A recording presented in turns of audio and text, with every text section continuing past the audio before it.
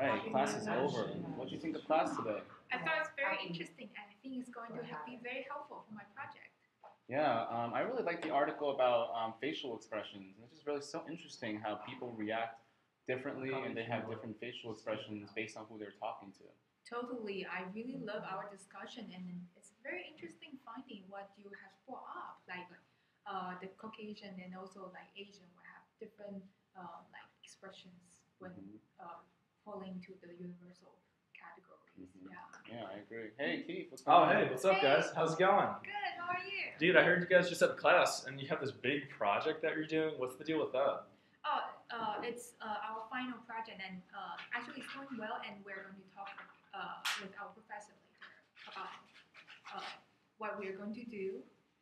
So, more importantly, what did you guys do this past weekend? Did you guys do anything interesting? You know, my weekend was fine. I didn't do anything too exciting other than be a hermit on Sunday while I worked on my project in my room. I felt like such a loser. I even pulled an all-nighter last week. Dude, that sounds so lame. You do sound like a loser. Such a bummer. I went to the park last weekend and I tossed the disc around. It was awesome. It was so fun. Yeah, I heard it was gorgeous outside. I bet the park was filled. Yeah, it was a bit busy, but we were still able to play and still have fun. The weather was making me so pumped for summer, though. You know, this cold weather lately, it's such a damper. You know, it's so lame.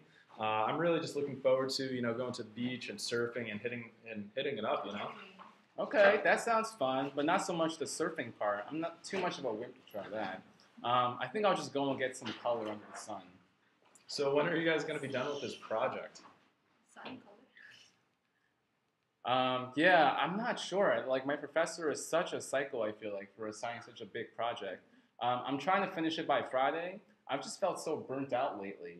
Maybe when I'm finished, we can grab a round of drinks. I need to unwind really bad. Yeah, no, that'd be awesome. I think Bar A down in Midtown is actually having a special. So, me being a grad student and all, I'm kind of frugal with all that. So, and somewhat of a Scrooge too. Yeah, I feel you, my dude. You should look into getting a part-time gig or something. It'd be nice to have some, De Niro's to burn here and there. Dude, I feel you. I totally feel you. Hey, I think we're gonna have to finish this conversation and follow up later. I have to go to a meeting and I have to run, but hopefully we can catch up. All right? Yeah, See you totally, guys. dude. Like, I'm gonna spend the rest of the day like slaving over my homework. Right? I feel you. I feel you. I feel you. What was Keith talking about? Sorry? Oh, I understood everything he said, didn't you? Not quite. Really? Hmm.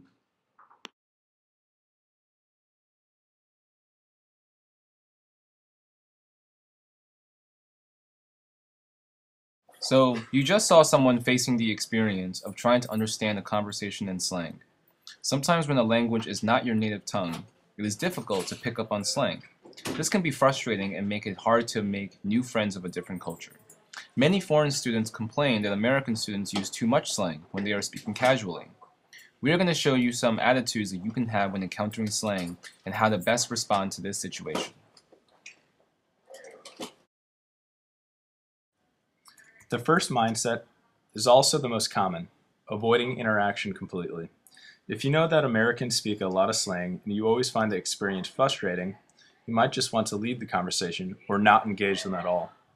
This would be a mistake because you're missing out on a chance to learn about a new culture. Instead of avoiding people, do your best to stay in the conversation. You never know. You could make a new friend, which would give you the confidence to explore more relationships with people of this culture. The second mindset is to take offense when you encounter slang during conversation. When two people of the same culture begin exchanging slang, it can sound like a secret language that you're not a part of. This might make you feel angry because it feels like they're speaking behind your back or purposely trying to confuse you. This is not a good mindset to have because most people speak in slang when they are around their friends, especially in college. Think about your friends back home. Did you always speak with proper language? Most young people speak with slang, so it is perfectly natural.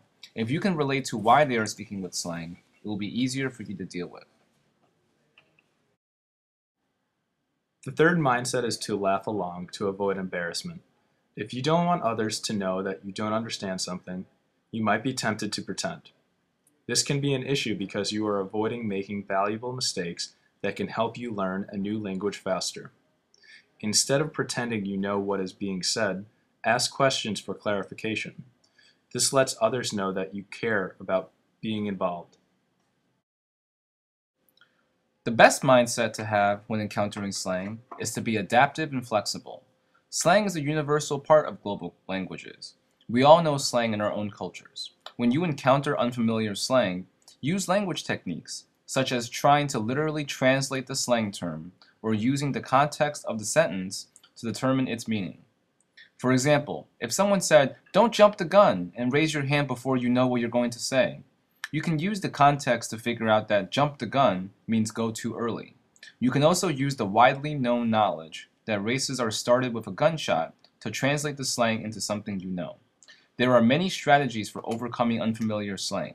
It may be frustrating at first, but as you persist and learn more slang, it will become easier to navigate new cultures.